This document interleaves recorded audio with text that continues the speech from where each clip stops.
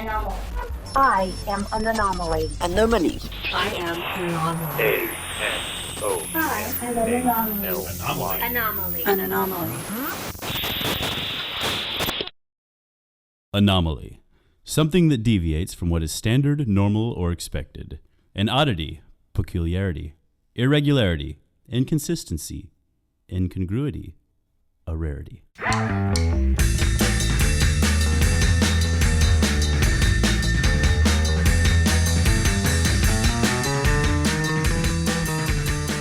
Hello and welcome to the Anomaly Podcast. I'm Jen, adopted daughter of the House of Martok, holder of the Holy Grail of Monty Python, heir to the hitherto unknown 21st Ring of Power, and I am an anomaly. Who are you? And my name is Angela, daughter of the 6th House of Texas, the holder of the sacred beer mug of my mother's, and heir to the holy boots and table saw of the Lone Star Cattle Ranch, and I am an anomaly. I knew we were going to do the same thing. I love it. That was awesome. Well, welcome, people. Like, there was not really any other way we could introduce this No. Absolutely not. That's awesome. All right. Happy Mother's Day. Happy Mother's Day. For this special Mother's Day episode, as you might imagine, we are covering Lwaxana Troi, the mother of Counselor Troi in Star Trek The Next Generation series. Portrayed by the incomparable Majel Barrett. Absolutely, the First Lady of Star Trek. The First Lady of Star Trek, yes. And did you hear that before she passed away, they recorded her series style? Yes, I did. Yes, she put down a bunch of recordings so that her voice could be used as the computer basically as long as they wanted to. So I think that's really, really cool. She's a very interesting woman in and of herself, but of course also as Lwaxana. Did you know, and this makes perfect sense, that she was trained in comedy by Lucille Ball? That's awesome! Isn't it? Lucille Ball had several television shows, and Majel Barrett was in one of them.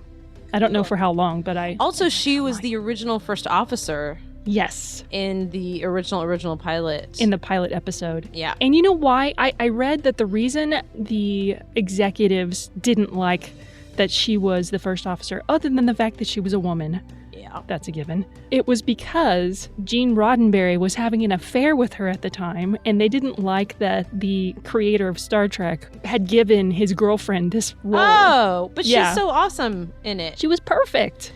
Anyway, that was a little nugget I dug up somewhere. That's interesting, and I believe it. I mean, that makes sense. But at least she got to be in, other roles throughout the series. So in the end, she kind of got to flip off the executives because she was throughout the series. Oh yeah, she's kind of the most all series. Yeah, she's very prolific in the entire series, so that's great. You probably know she played Nurse Chapel. Yes. I knew that. Yeah, everybody does. And in the animated series and everything else. Yes, of course. Yeah, that's awesome. Where do we begin? We used to have a show on our feed. If you're new to Anomaly, we had a little sister show called Anomaly Supplemental. When they first started out, they were going to complement our show by doing character analysis every time we did a Star Trek episode review, and they did a data character analysis. And so that's kind of our template for this, not necessarily doing it the same way, but that's what we want to do is just cover the character of Lwaxana Troi, how her character developed over time, and how she kind of impacted the crew of the Enterprise and later on Deep Space Nine. I don't know about you, but I really enjoy the way her character grew from the first time we saw her as this cougar in space. She's like man-hungry. What I liked, though, is I kind of liked her coming in because you have this, and especially when it comes to TNG, you have this general air of seriousness. They're not getting into fights like Kirk and his team where it's all about structure and honor, and diplomacy. Everything is diplomacy, and everything is very serious. And so I love that she kind of comes in and mixes stuff up. Whenever she's around, everybody's kind of off their game, and it's great because everyone plays it so hilariously. She breaks the ice. She breaks the ice, and I love how the characters and the actors, of course, like respond to it. And of course, Troi is just mortified by the entire thing, like almost every time. Yeah. But I do like how she was able to kind of break in and say, and you know, she just didn't follow any rules. And I kind of like that. That pretty much sums her up. She was a rule breaker. She didn't like rules. No. Yeah, I love the way she put Captain Picard on a different plane. You know, he was playing defense whenever she was around. He was totally off kilter because she was always making advances towards him. And Troi hints at the fact that her mom was joking. Whenever she would say, Captain Picard. Yeah. She was always saying things like that at the most inappropriate times because she was a betazoid and able to read thoughts and communicate telepathically. So she made it seem like Captain Picard was always having dirty thoughts about her. Yes. And she would say it in front of everybody. And I love the way they would just kind of arch an eyebrow and look at him. Like, yeah. It was very uncomfortable. I also thought it was interesting because I think the episode specifically you're talking about is The Phase. That's the one that I watched today. The Phase? I don't remember that one being an episode. Well, it's not the episode. It's talking about the phase of her, not the name of the episode, but it's her menopause or whatever she's going through. Yeah. Was it Manhunt? That Manhunt, episode where she's looking for a husband? Yes, and she's man hungry. There you go. So anyway, she's looking for a husband for herself, and her sex drive is all crazy, and she's going after Picard. And that one in particular, she's very overt with him. Yeah. And then what I think is interesting, though, is that it's a season 2 episode, so it's a Pulaski episode. Mm-hmm. So in my mind, I think that if Crusher's anywhere on the ship, Picard's not thinking about anyone else. In my opinion. Right, yeah. That's my personal opinion. In your world. In my world, that's how it works. Mine too. But also, it's horrifying and cute in that particular episode when she goes after Riker. Yes. And Deanna and Counselor Troi is like, oh my gosh, like that's like my man, dude. Like, stay away. Get your claws off him. Like, seriously. The look on her face when she goes after Riker, the look on Troy's face is priceless. Her eyes get real big and it's like, no way, Jose. Read this. I know. How difficult would it be? I'm sure I can't even imagine. There are women out there probably who have had to compete for men with their mothers. I'm sure it's somewhere in this world that has happened, but it has never been the case with my mom. Yeah, I've never had that experience either. She's a little like Lwaxana in a way, in that she doesn't have a filter. Well, I mean, she'll kind of say what she feels like saying. I mean, she's completely different than your mom. My mom has anything except for she has dark hair that she permed to its death in the 80s is the only thing that I think she has in common with Lwaxana. Otherwise, no, because my mom is very prim and proper.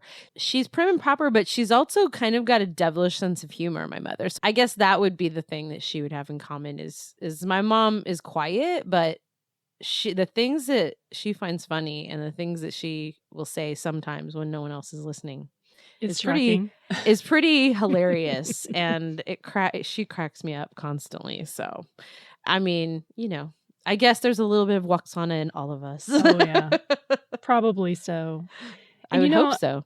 The first episode that she was in, it's kind of one of my least favorite Counselor Troi episodes. It's called Haven. It's where there was an arranged marriage. Yes. Between her and this guy named Wyatt Miller, who's a doctor artist. Mm-hmm. He thought that she was going to be a specific woman that he'd been drawing since childhood. And it ended up being that she was not that person. Mm-hmm. That one is just kind of like, I don't like that one, because Riker, he's been around her the whole time, but he has no interest in her because he's got his career on his mind, which makes me not like him as much as most people. I always have that against him, that he put his career first. That's probably why I don't like it as much. But she kind of comes off as the embarrassing mom at your wedding. We're going to observe our cultural traditions, not yours. And the bride and the groom will be naked, and that's that. And that's the introduction that we get to Counselor Troi's mom. But then over the seasons, like we were saying, her character develops. You find out that this, overtly aggressive person who's just very bold in what she says and the way she dresses and the way she just throws her title around is kind of a facade.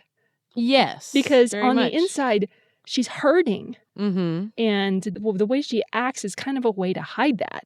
I don't know if you remember the episode Dark Page. Okay. Yeah. Yeah, it's I'll the look one where for she it. goes into a coma because Yes. she's hiding these very traumatic experiences that she had when Deanna's older sister, Kestra.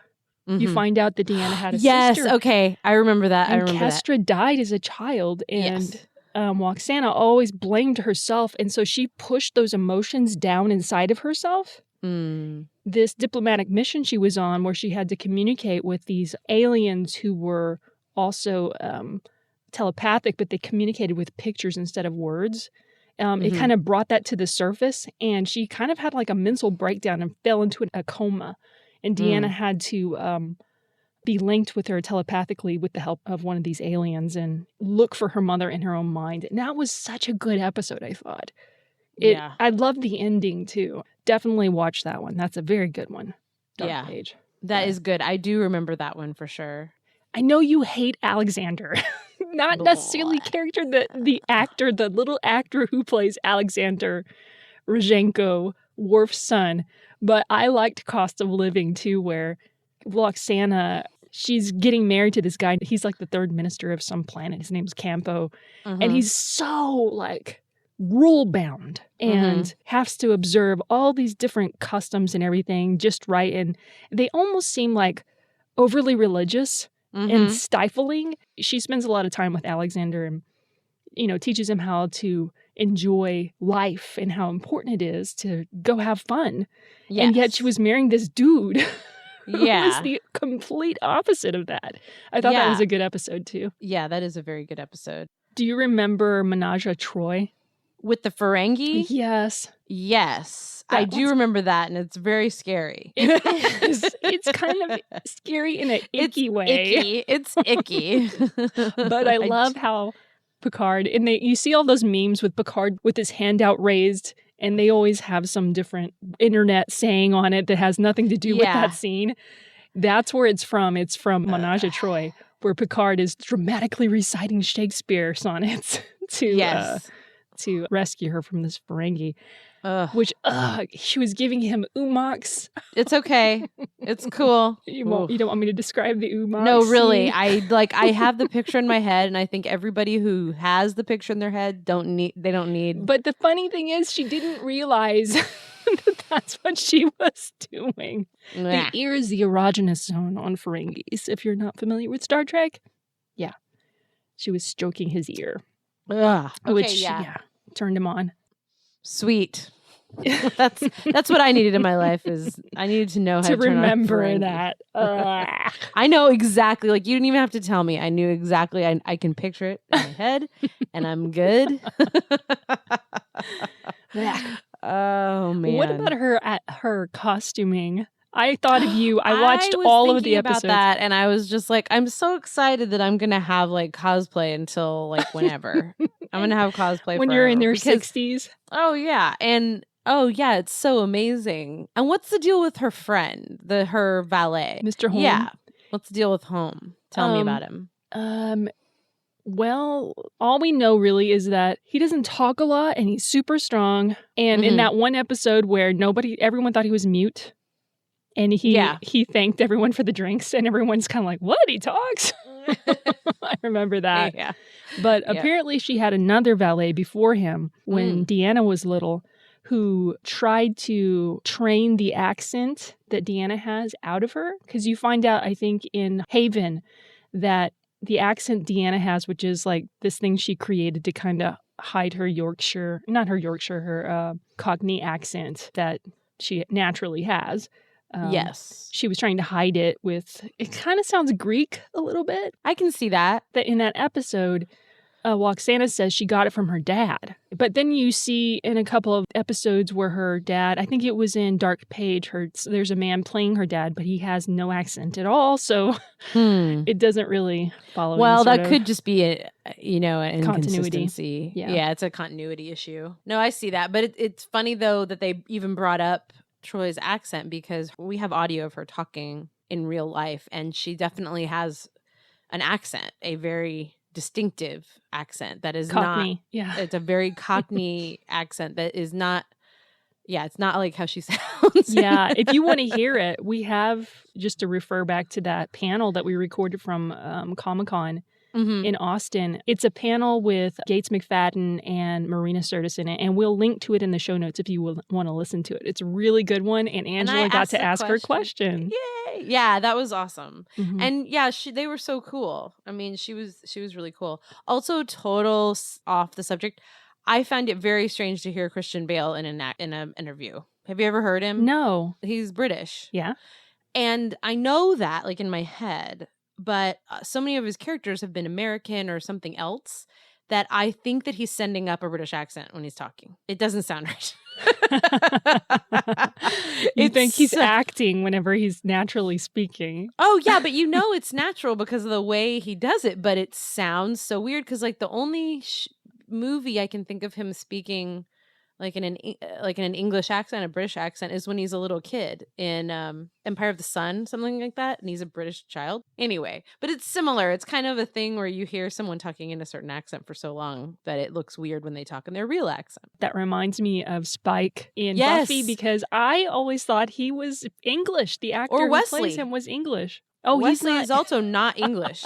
Giles is, though, and there was like some interview where James Marsters, who plays Spike, basically says that his English accent is a copy of the guy who plays Giles' real voice.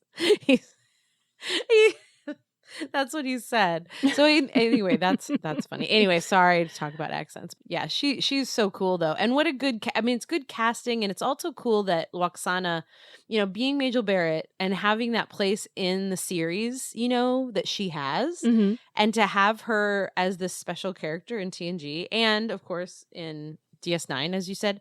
It's so cool to just have her there as this kind of standing character. Tell me about her in DS9, though. Yeah. Well, I was just, in reference to that, I think she rivals Q in just the recurring character that comes back that's not necessarily part of the main cast. They both have kind of a similar boldness, and they serve kind of a similar purpose, which is piss attitude. To take the piss out of everybody attitude. Yeah, but they also have kind of a similar purpose and to be the comedy relief.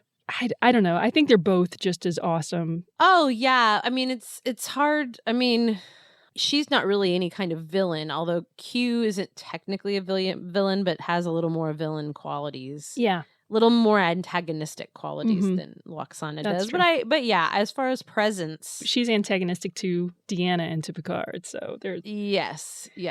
Oh, poor Deanna. Oh, I know. Mothers and daughters, though, it is what it is. Well, their relationship changes a little bit over the arc. She goes from being embarrassed by her mom, and every time they say, your mother's coming aboard, she rolls her eyes. But I like that over the arc of Lwaxana's character, their relationship changed quite a bit in that it matured, from teenager and mom relationship where the teenager is always embarrassed by the mom to more of a middle-aged woman taking care of an elderly parent kind of a relationship. Well, yeah, I mean, that's kind of the circle of life. Yeah, right? I like that though. It's more the mother-daughter or the mother-child relationship. That's what happens. So. Yeah, definitely. Especially when Deanna discovers that she did have this sister she knew nothing about. And I think she learns more about her mom in that episode, why she is the way she is. Yeah. Oh, of course. But speaking of Deep Space Nine, the arc continues as far as learning more about what makes Lwaxana. I never know. There's an L before the W. So is it Lwaxana or is it just the L silent? Lwaxana. I think you can't really tell. I always kind of think I'm saying the L. Lwaxana. Lwaxana. Yeah. Okay. Lwaxana. I just needed to ask. That's 'cause always what I've always done. I don't know if that's true. me either. You just learn more and more about her. And I really love the Deep Space Nine episodes, especially the Forsaken and the Muse. I think the Muse is my favorite, which is the last episode she appears in. It covers her friendship with Odo. He's in charge of security on Deep Space Nine, and he's a shapeshifter. Yeah. If you have hangups about Deep Space Nine, you need to get over it and watch the series. Because I know you're savoring your Trek that you haven't seen, but you need to start watching because it is so good. Like, I'm not doing anything like purposefully now. Oh, I know. It's I know. more of Make it a mission. like being able to like sit and watch anything. I'm just saying, instead of watching one of those comedy shows, just like put on Deep Space Nine. Okay. So The Forsaken, I know it gets me in the feels whenever I watch it because Odo's really having, like, there's no one who he can connect with because he's so different. Mm-hmm. In this episode, they get trapped in the elevator together, which is a nightmare to Odo because Lwaxana's always had kind of an attraction for him, just like she did with Picard. And then he's trapped with her and they kind of share the life stories together and why they feel the way they do. And it's a really good emotional episode that I thought, everyone should see. If you love Lwaxana Troi, watch that episode. And also The Muse. I hate the main plot. There's this mysterious alien woman who is kind of like an energy vampire that sucks creative energy from Jake as he's writing. I hate that. It's creepy. She's weird. She's much older than him, so it's kind of like a child predator.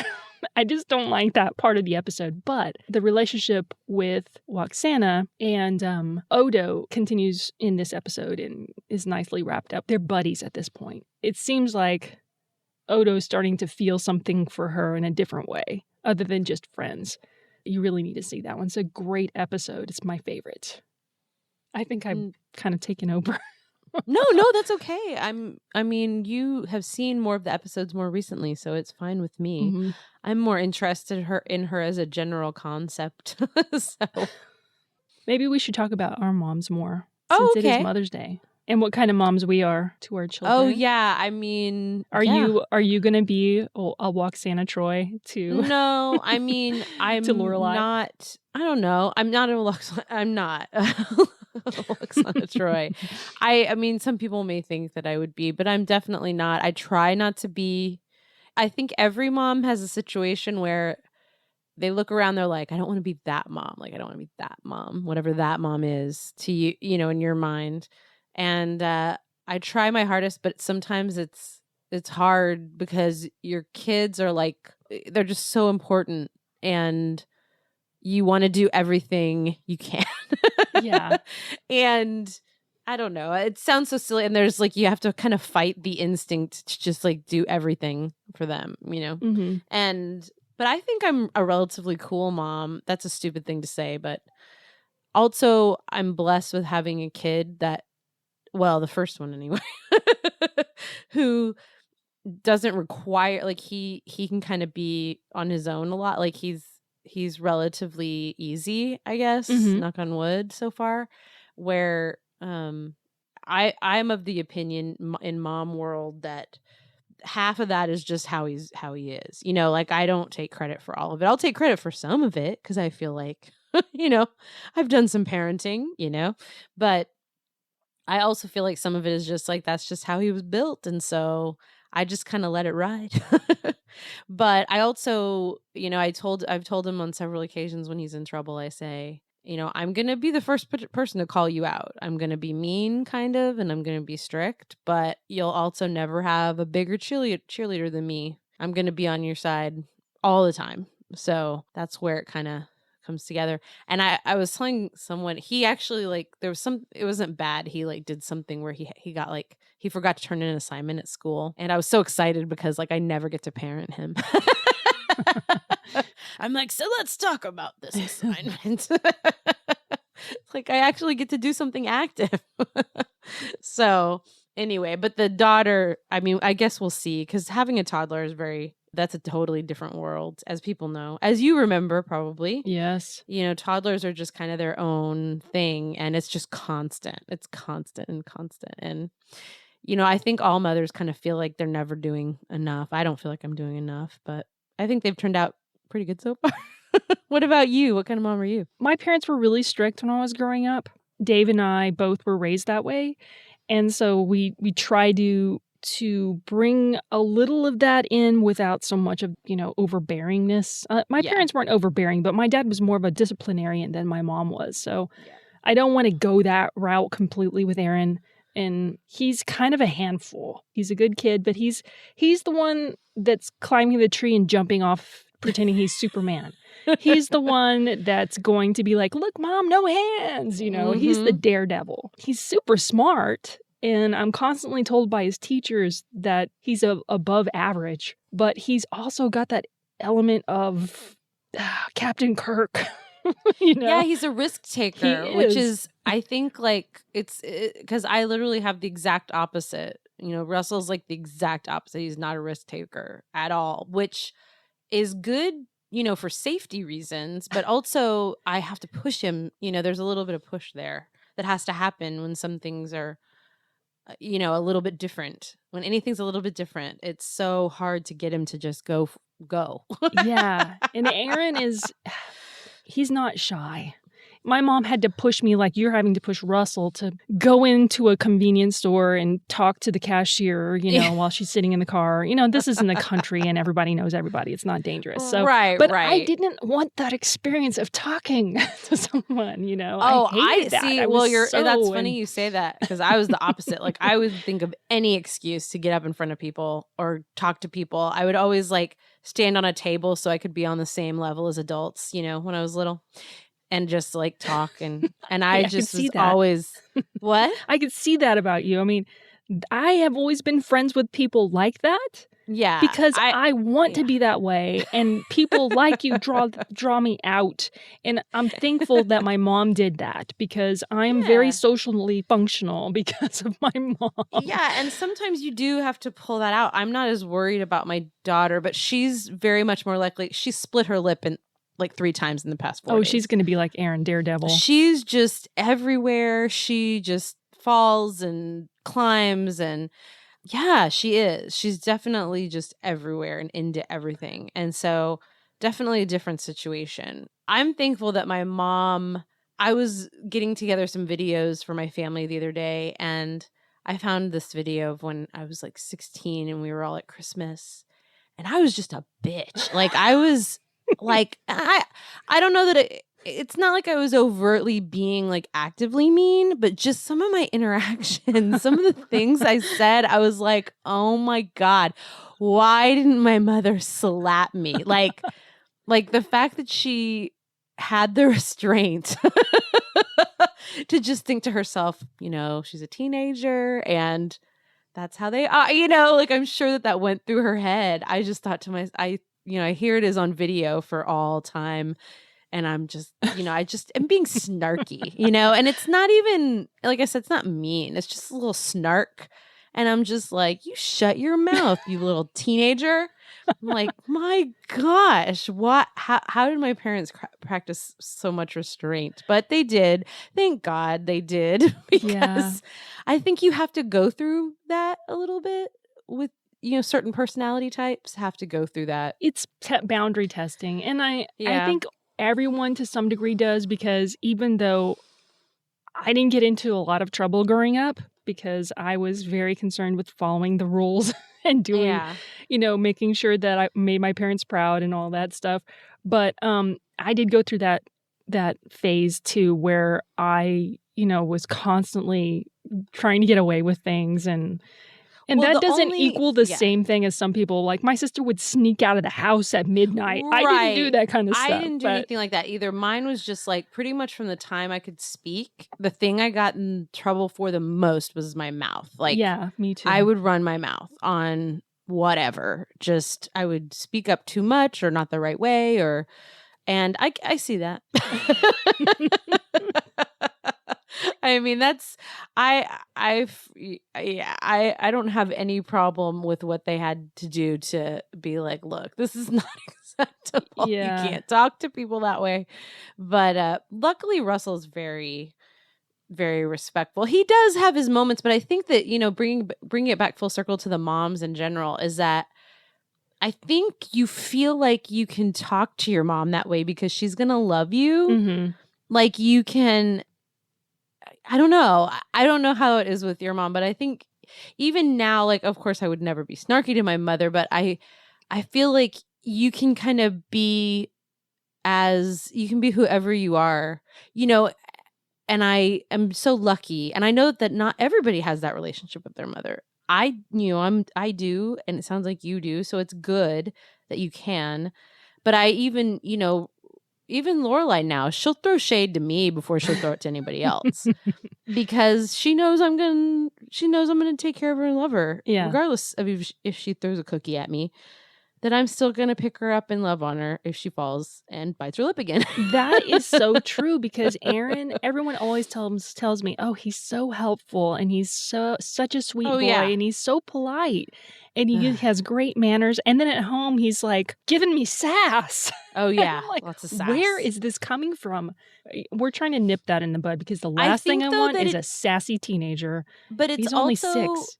I don't know, but it's also like you said. It is also a sign of comfort in the home if you can do that. Like if your child feels comfortable to be able to test those boundaries around you, that means they feel safe. So that's good. It's worse the other way. My mom has been a teacher. So my mom was like a mother to a bunch of people because she was a teacher, She was like a professional mom. No. She said she taught first grade and she said it's way worse when it's the other way around where the kid's like a perfect angel at home and then comes to school to act out. Yeah. That's a totally different situation. So if he's acting out around you, I think that's good. Probably. It's just hard. Ugh. But I love my mother so much. She's just so cool. And my Oma, I can't forget Oma. My mom's mom is also for Mother's Day. I mean, she's Lwaxana. She is. You're right. She except is without way the more overtly sexual. Like except for the overtly sexual stuff. Which, however, I did have a conversation with her at one point where she told me about all of the, how back in the day in the country, there's a lot of babies born in 6 months, if you know what I mean. And she used to tell me, and I'm not kidding. She said this with a straight face. She goes, well, Angela, it's a long ride back to the ranch from town. I was like, oh my gosh. TMI. So she's a little sassy too. I mean, there's a little bit of that.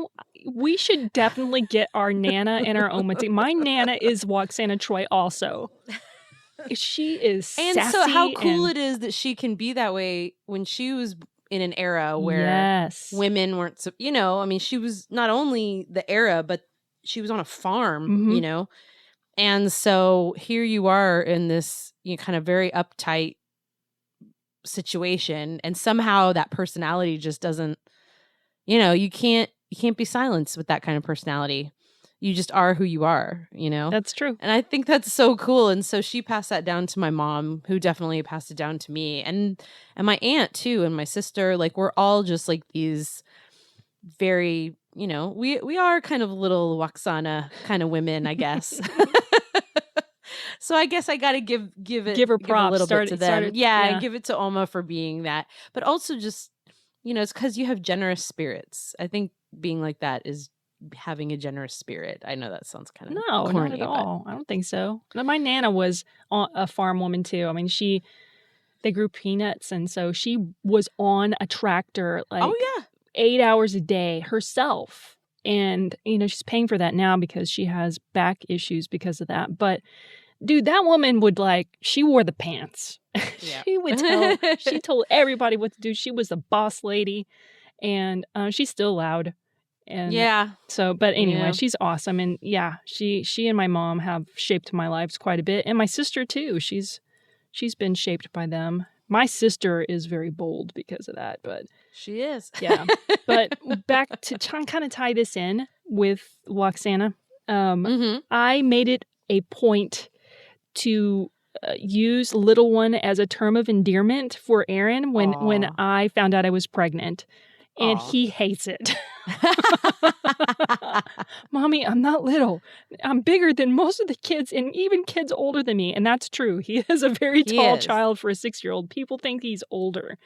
but he's Russell just got very big. upset because now he's taller than a hobbit. So we measured him because it was his birthday recently, and I was like, "Oh, you're taller than most hobbits now," and he was very upset. Poor kid.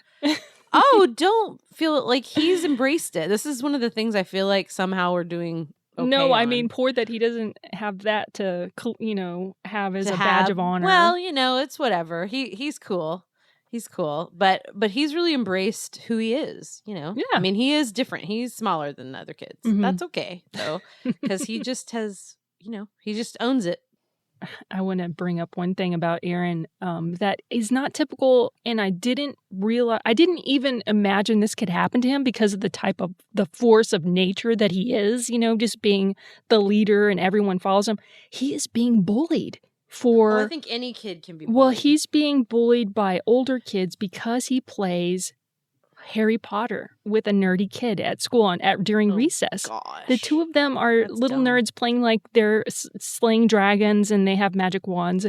And the older kids, they're like 1 grade older, are picking on them. And I told them the other day, I was like, look, no fighting, because he's just like, I will punch him in the nose. And I just told him, like, no fighting. Unless they throw the first punch, then you take them down. Mama gives you permission. But I was like, the first rule of is that they're trying to ruffle your feathers. That is their goal, is just to see you get upset. If you don't give that to them, they lose interest and they go away. So ignore him. Pretend he's nothing. He's a nothing, And so I didn't even imagine that. I mean, just because... He's always been the one I was afraid would be a bully, but he's completely opposite of that. He's been... I think that it can happen because I have to get on Russell a little bit for, I call it smart kid bullying, because I've never gotten complaints from anyone, but I know that sometimes he will, because he, he'll memorize just these facts about things. And then he'll make, he'll make jokes about, what is it? Dihydrogen monoxide? Mm-hmm. Water. It's water. And he'll make jokes about it. And then knowing that it's going to go over the head of other third graders, Yeah. He'll make jokes like that and just think that he's funny, or even, and I'm like, dude, there's other kinds of bullying than just being the big kid, pushing the small kid on the playground. Yeah. There's other kinds of bullying. Like if you finish your math homework, if you finish your math first and you act like a jerk about it, that's also, it's there. He hasn't been. So, but I think that because I see him, like I said, since he acts out when he is kind of a little, smart aleck, it's around me. So I have to be, so he'll be kind of like, duh, mommy. And I'm like, don't talk to people that way, dude. It's not cool. Nobody likes it. So, but I mean, I think it can happen to any kid, honestly. And it probably does. I think it happens to every kid. Yeah, I was bullied. Yeah, I mean, because kids are jerks. Yes. Oh my God. And junior high is the worst. Oh, and junior high is the worst. I mean, I remember it not being as bad for boys, but of course I was a girl, so I don't know. I don't have any perspective except for talking to my brother about it, and my husband, but I don't know. I think boys, maybe it is, maybe it isn't. I don't know. I guess we'll know when we get there. I'm just expecting Russell to build a robot that accidentally hurts someone. That'll happen. Oh, that's funny. I'm not joking. I know you're not. I can see him doing that. It's like, I'll show them. Oops. It has a chainsaw on it. Yeah. Yeah. Boy. No. Boy, They actually have a little robot team at their school. That's awesome. Aaron's school does too. He wants to be on it so bad. Yeah. They start that in 4th grade, and so we've been talking to his teacher about that. But that's cool. And so that's the other thing too, is I'm the kind of mom that'll take you to see Guardians of the Galaxy and actually be more excited than you are about seeing it. And I'm, that's the thing. I think it's probably cool to have a nerdy mom sometimes for those reasons. Yeah.